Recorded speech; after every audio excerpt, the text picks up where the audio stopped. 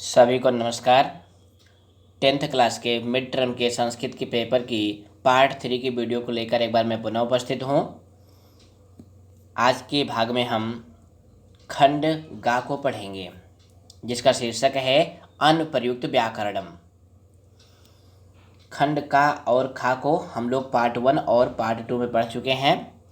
तो जो आज का हमारा टॉपिक है यह कितने नंबर का है? 25 नंबर का है, जिसके अंतर्गत अनुप्रयुक्त व्याकरणम, जो व्याकरण के प्रश्न हैं उनको हल करेंगे। तो प्यारे बच्चों, आप जानते हैं व्याकरण के प्रश्न आपके पेपर में 5, 6, 7, 8, 9, 10, 11 इतने प्रश्नों के अंतर्गत व्याकरण के प्रश्न आते हैं। तो आज की वीडियो में हम इतने सारे प्रश्नों को विस्तृत व्याख्या के साथ हल करेंगे। तो देखिए, आपका प्रश्न नंबर 5 होता है संधि का। यहाँ पे लिखा हुआ है अधोलिखितेषु वाक्येषु, नीचे लिखे हुए वाक्यों में रेखांकित पदस्य, रेखांकित पद का संधि पदम, संधिच्छेद पदम व लिखत। नीचे वाक्य लिखे हुए हैं, इसमें एक पद रेखांकित है, उसमें आपको संधि करनी है या संधि विच्छेद करना है। संधि करनी है या संधि विच्छेद करना है। तो यानी जिसमें संधि है, जैसे देखो ये पहला है ना, इसमें संधि है तो इसमें आपको क्या करना है? विच्छेद करना है। इसमें विच्छेद है तो इसमें आपको संधि करनी है। और ये कितने नंबर का प्रश्न है? 4 नंबर का प्रश्न है। 5 दिए गए रहेंगे, आपको 4 करने होंगे। तो इसके लिए क्या करेंगे हम? पेपर में सबसे पहले जिसको संधि या विच्छेद करना है उसको लिखेंगे। तो पहले उदाहरण में देखिए, तावत प्लस विभज्य। तो आप सभी जानते हैं कि 10वीं क्लास में व्यंजन संधि है। कौन संधि है? व्यंजन। व्यंजन संधि में भी पहली संधि क्या है? वर्ग के प्रथम वर्ण को तीसरे वर्ण में बदलना। प्रथम वर्ण कौन कौन होते हैं? क, च, ट, ता और पा। इनके स्थान पे तीसरे वर्ण को ले आना। यानी का के स्थान पे क्या हो जाएगा? गा। चा के स्थान पे क्या हो जाएगा? जा। टा के स्थान पे हो जाएगा ड। ता के स्थान पे हो जाएगा दा। पा के स्थान पे हो जाएगा बा। कब होगा? जब इनके बाद पहला, दूसरा, तीसरा और चौथा वर्ण होगा। दूसरी संधि क्या है? पहले वर्ण का 5वें वर्ण में परिवर्तन, यानी का को किस में बदलेंगे? अंगा में। कब बदलेंगे? जब इसके बाद किसी भी वर्ग का 5वां वर्ण होगा। तो अगर आप लोगों ने संधि नहीं पढ़ी है तो हमने व्यंजन संधि की एक अलग से 10th क्लास की वीडियो बनाई है, उसको आप विस्तृत रूप से देखें। यहाँ हम मॉडल पेपर को सॉल्व करेंगे। तो देखो यहाँ पे क्या लिखा हुआ है? तावत विभज्य। अब यहाँ देखो आपको दा मिल गया ना, तो हमें विच्छेद करना है। तो विच्छेद में क्या करेंगे? दा को ता में बदल देंगे। तो कैसे लिखेंगे? तावत प्लस विभज्य। समझ में आया? दूसरा है युष्मत प्लस दर्शनात्। तो इसको इस तरह से लिख लेंगे। तो अब यहाँ पे ध्यान से देखिए, पद के अंत में क्या है? ता। अब ता क्या है? ता वर्ग का पहला वर्ण है, उसके बाद क्या है? दा। तो जो ता है इसके स्थान पे दा हो जाएगा। बस इतना ही तो करना है। तो कैसे लिखेंगे? युष्मद दर्शनात्। उसके बाद अगला है सत प्लस निधियन्ताम। अब यहाँ ध्यान से देखिएगा, सत के अंत में क्या है? ता। उसके बाद क्या है? ना। अब ना क्या है? ये 5वां वर्ण है। कैसा वर्ण है? 5वां वर्ण है। तो जो ता है, ता के स्थान पे भी इसी वर्ग का 5वां वर्ण यानी ना हो जाएगा। तो संधि होकर के क्या बनेगा? सन्निधियन्ताम। क्या बन जाएगा? सन्निधियन्ताम। यानी जो ता था वो ना में बदल गया, इसलिए यहाँ पे डबल ना आपको दिख रहा होगा। उसके बाद अगला है किंचिद अनंतरम। किंचिद अनंतरम। अब यहाँ आप दा को देख रहे हैं ना, तो दा का विच्छेद करेंगे तो दा को ता में लिख देंगे, और दा में छोटा आ लगा हुआ है तो उसको अलग लिख देंगे। तो किस तरह से लिखेंगे? किंचित प्लस अनंतरम। उसके बाद आपका अंतिम प्रश्न है सम प्लस जातः। अब इसको संधि करके क्या बनाएंगे? संजातः। जो माँ है वो पर सवर्ण, यानी बाद में क्या है? जा। तो जा का 5वां वर्ण क्या होता है? इया, इसलिए यहाँ पे इया हो गया है। तो इस तरह से आप संधि करेंगे तो 4 नंबर प्राप्त करेंगे। उसके बाद प्रश्न नंबर 6 में समास का प्रश्न होता है। किसका प्रश्न होता है? समास का। देखिए यहाँ पे लिखा हुआ है अधोलिखित वाक्येषु, नीचे लिखे हुए वाक्यों में रेखांकित पदानाम, रेखांकित पदों का समासम समास विग्रहम वा, विग्रह अथवा विग्रह प्रदत्त विकल्पेभ्यः, दिए गए विकल्पों से चित्वा लिखत, चुनकर लिखना है। यानी यहाँ आपको प्रश्न भी मिलेगा, उसके उत्तर भी ऑप्शन में मिलेंगे, आपको चुन के लिखना होगा। क्या चुनना है? समास या विग्रह, समास या विग्रह। इसमें भी 5 दिए गए होंगे, आपको 4 करने होंगे और ये 4 अंक का होगा। तो देखो पहला है आपका तिरदशाधिप। अब ये कैसा है? ये समास है, यानी समस्त पद है, इसका विग्रह पद आपको चुनना है। पहला है तिरदशा नाम अधिपः, दूसरा है तिरदश्चाते अधिपः और अगला है तिरदशा अधिपः। अब यहाँ पे प्यारे बच्चों ध्यान देना, तिरदशाधिप का अर्थ क्या होता है? देवताओं के राजा। तिरदश माने क्या होता है? देवता, और अधिप माने क्या होता है? राजा। तो विग्रह में हम क्या करते हैं? अर्थ के अनुसार विभक्ति का प्रयोग करके लिखते हैं, और समास में क्या करते हैं? प्रथम पद की विभक्ति को लोप करके एक पद बनाते हैं। तो इसका विग्रह क्या हो जाएगा? तिरदशा नाम अधिपः। ये आपका का वाला विकल्प सही हो जाएगा। तिरदशा नाम देवताओं के और अधिपः माने राजा। दूसरा है व्यवधानेन सहितम। अब ये विग्रह पद है। कैसा पद है? विग्रह पद है। समस्त पद इसका होगा व्यवधानेन सहितम, सहित व्यवधानम, सा व्यवधानम। तो इसमें आपका विकल्प सही हो जाएगा। कौन सा विकल्प सही होगा? तीसरा, यानी सा व्यवधानम। इसमें जो साह है, इसको हा को गायब कर देते हैं और केवल साह को जोड़ते हैं। कौन सा समास है? इसमें अव्ययी भाव समास है। हमारी अव्ययी भाव वाली समास की जो वीडियो है उसको देखेंगे तो ये आपको समझ में आ जाएगा। उसके बाद अगला है दुर्वाहम। यहाँ पर देखो ना, इस वाक्य में क्या रेखांकित है? दुर्वाहम। तो दुर्वाहम ये पहले पाठ की लाइन आई हुई है, तो इसका विग्रह पद आपको चुनना है। पहला है दुर्गति वहा, दूसरा है दुखेन वहम, तीसरा है दुष्टम वहनम।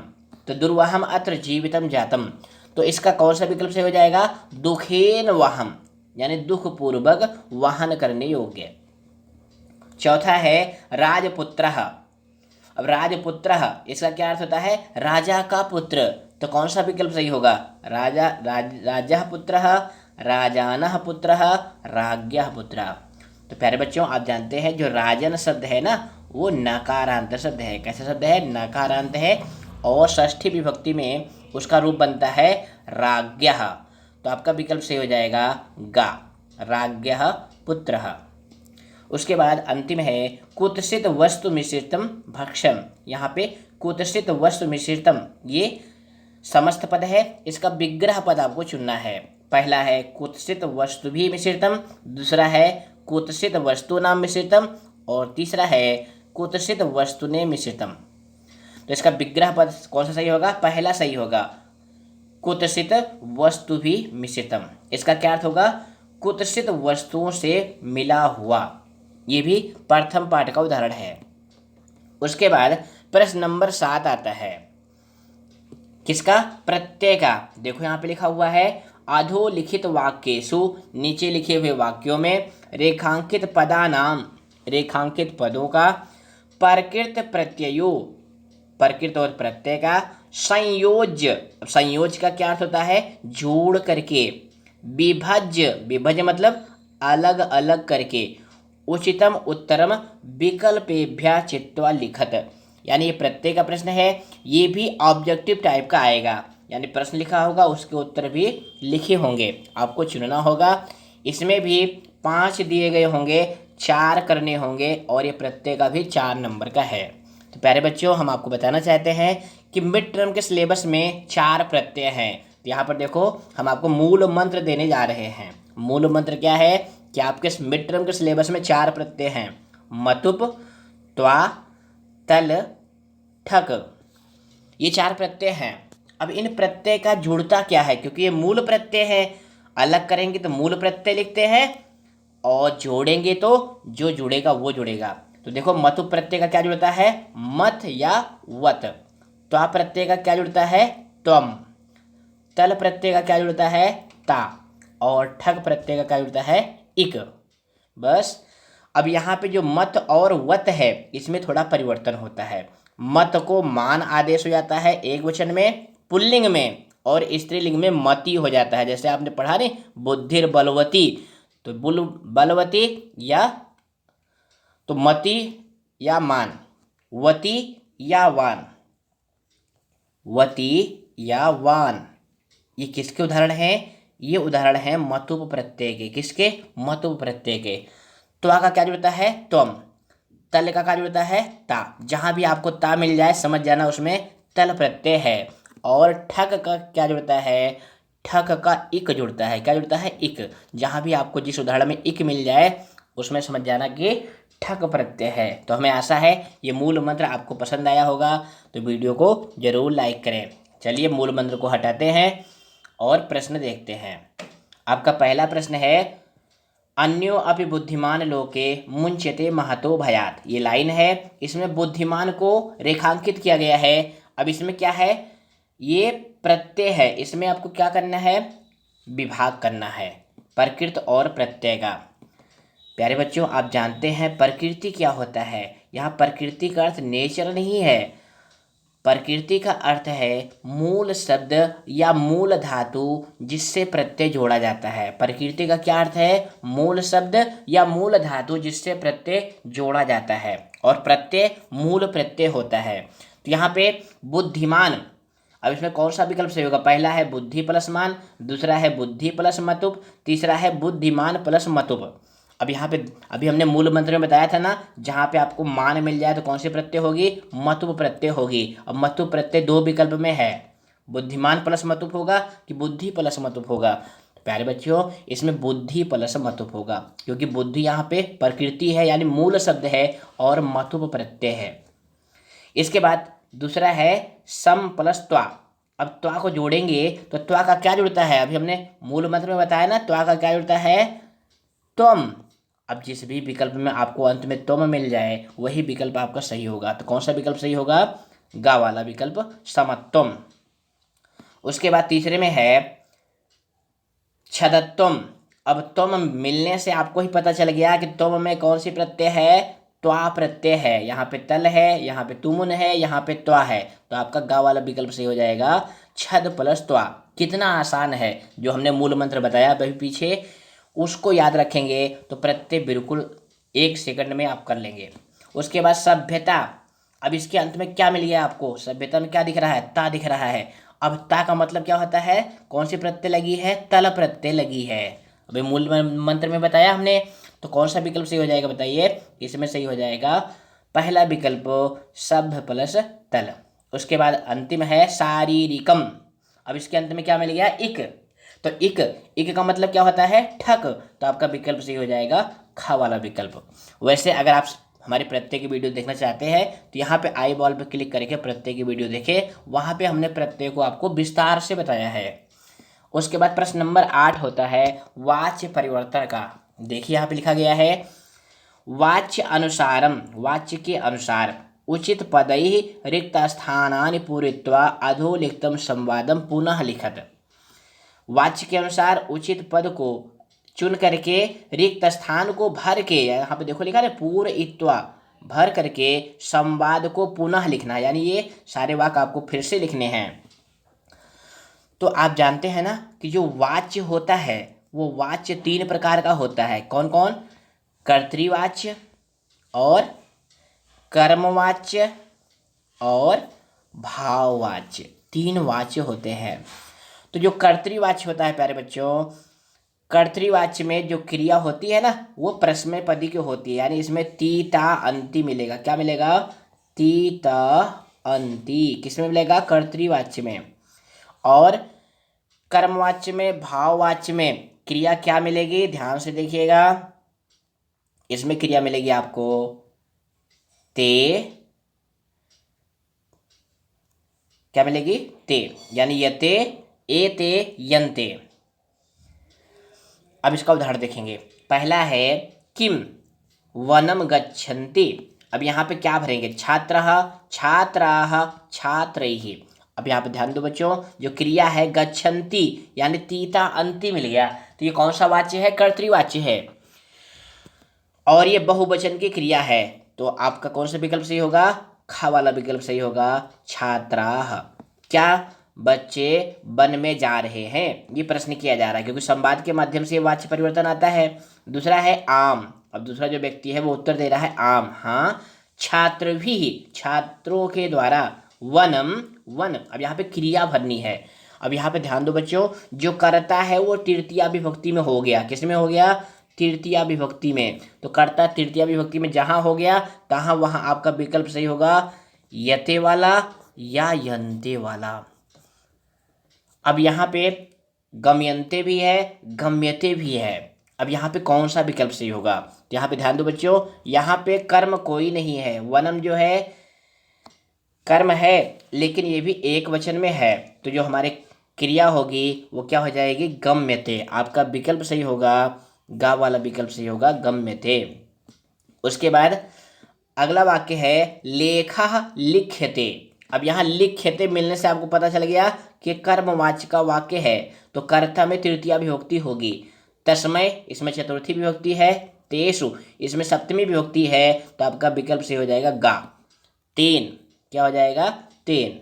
उसके बाद अंतिम है आशा क्रियते, आशा की जाती है। अब यहाँ क्रियते में भी जो है यते मिल गया, क्या मिल गया, यते, यानी ये भी कैसा वाच्य है, कर्मवाच्य है, कर्म है इसका आशा।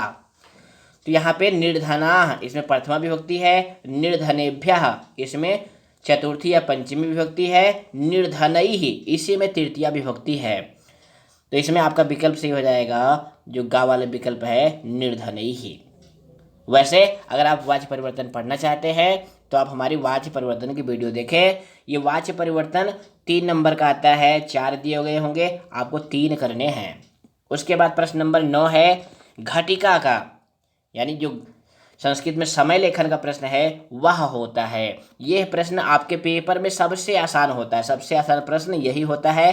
5 दिए गए होते हैं, 4 करने होते हैं और 4 नंबर का प्रश्न होता है। तो घटिका, तो सबसे पहले क्या लाएंगे, देखिए ये आ गई घटिका।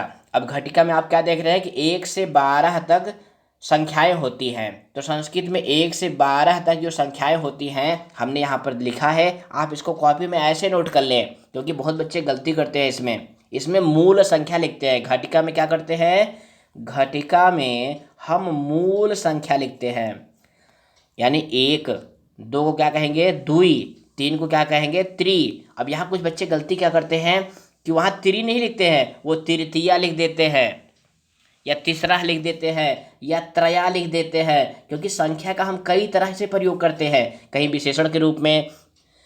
तो यहाँ पे घटिका के प्रश्न में हमें मूल नंबर, यही नंबर लिखने होते हैं, इसको फटाफट याद कर लो। 4 को क्या कहते हैं, चतुर, पंच, षड, सप्त, अष्ट, नव, 10, एकादश, द्वादश, तो 12 तक संख्या आपको ऐसे याद करनी है। और क्या याद करना है, जो इसमें काम आता है, सपाद, सपाद का मतलब क्या होता है, जिसको आप हिंदी में सवा कहते हैं, क्या कहते हैं, सवा, यानी 15 मिनट अधिक। उसके बाद सार्ध, सार्ध जिसको आप हिंदी में क्या कहते हैं, साढ़े, इसका समय कितना होता है, 30 मिनट अधिक। उसके बाद पादोन, पादोन इसका मतलब क्या होता है, 15 मिनट कम, जिसको आप हिंदी में क्या कहते हैं, पौने, क्या कहते हैं, पौने। जैसे यहाँ पे देखो 7:45 हो रहा है ना प्रश्न में, तब इसको क्या कहेंगे, 7:45, तो यहाँ पे पादोन का प्रयोग करेंगे। उसके बाद अंत में है वादनम। ये वादनम क्या है, वादनम का मतलब होता है वजह है। जैसे आपसे कोई पूछे कहाँ समय, कितना समय हुआ है, तो आप क्या कहेंगे, सपाद सप्तवादनम, यानी 7:15 बजा है। अब आपके पेपर में प्रश्न कैसे आता है, देखिए आपके पेपर में वाक्य लिखा होगा, समय लिखा होगा, आपको संस्कृत में समय लिख करके पूरा वाक्य फिर से लिखना होता है। तो यहाँ पर देखो 7:15 हो रहे हैं, तो 7 को क्या कहते हैं, सप्त कहते हैं, और 15 मिनट अधिक को क्या कहेंगे, सपाद।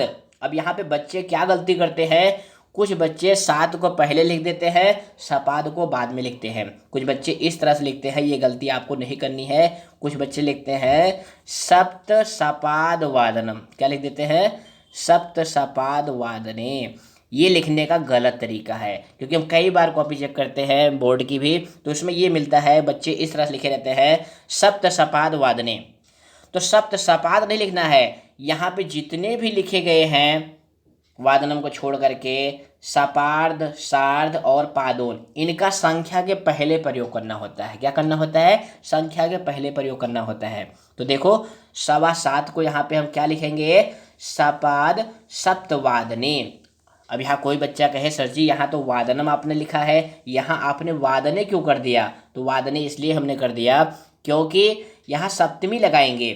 जैसे इसका अर्थ क्या होगा, छात्रा सपाद सप्तवादने विद्यालयम गच्छति, यानी जो बालिका है वो 7:15 बजने पर विद्यालय जाती है।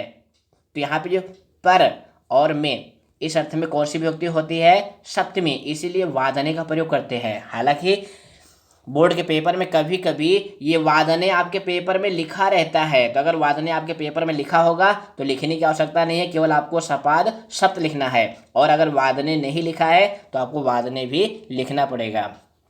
उसके बाद अगला है 7:45। तो 7:45 का मतलब क्या होता है, 7:45। अब इसमें बच्चे क्या करते हैं, पादोन का प्रयोग कर देंगे, लेकिन क्या लिख देंगे, 7 लिख देंगे। यानी लिख देंगे, वो कुछ बच्चे इस तरह से लिख देते हैं पादोन सप्त लिख देते हैं। क्या लिख देते हैं, पादोन सप्त। ये लिखने का गलत तरीका है, पादोन सप्त नहीं, क्योंकि यहाँ पे 7:15 नहीं बज रहा है, 7:45 बज रहा है। तो जब भी आप पादोन का प्रयोग करेंगे तो अगली संख्या लिखेंगे, इसका भी आपको ध्यान रखना है। तो क्या लिखेंगे, पादोन अष्टवादने। उसके बाद 7:15 बज रहा है तो क्या कहेंगे, सपाद अष्टवादने। 10 बज रहा है तो क्या कहेंगे, 10 वादने। और इसके बाद 9:30 बज रहा है तो क्या कहेंगे, 9:30 वादने। तो ये घटिका का प्रश्न बहुत आसान होता है, बस 1 से 12 तक संख्या याद करिए, सपाद सार्ध पादोन याद करिए और 4 में से 4 अंक प्राप्त कर लीजिए। सबसे इजी प्रश्न होता है। तो जो कमज़ोर बच्चे हैं, जिनको संस्कृत कम आती है, उनके लिए भी ये नंबर पाने का अच्छा तरीका है। उसके बाद प्रश्न नंबर 10 है अव्यय का। किसका प्रश्न है, अव्यय। अव्यय आपके पेपर में कितने नंबर का आएगा, 3 नंबर का आएगा। देखिए यहाँ पे लिखा गया है मंजूषायाम प्रदत्तैः उचितैः अव्यय पदैः। मंजूषा में दिए गए उचित अव्यय पदों के द्वारा अधोलिखित वाक्येषु, नीचे लिखे वाक्यों में रिक्त स्थान पूरयत केवलम प्रश्नत्रयम्।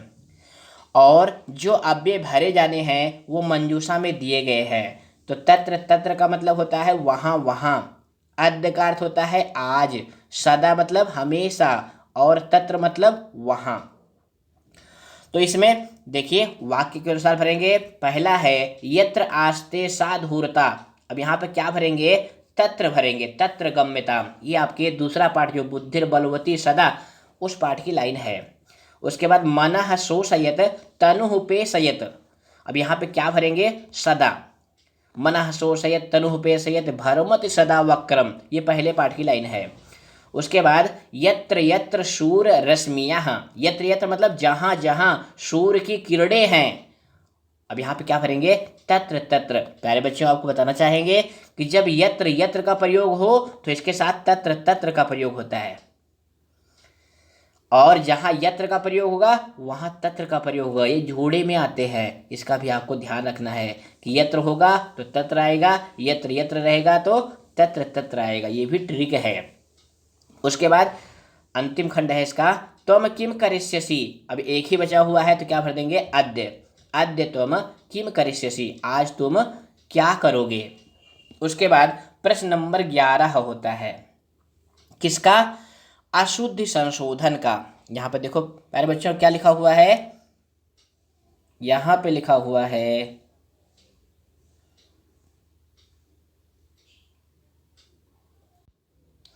यहाँ लिखा हुआ है अधोलिखित वाक्येषु, नीचे लिखे वाक्यों में रेखांकित अशुद्ध पदाय।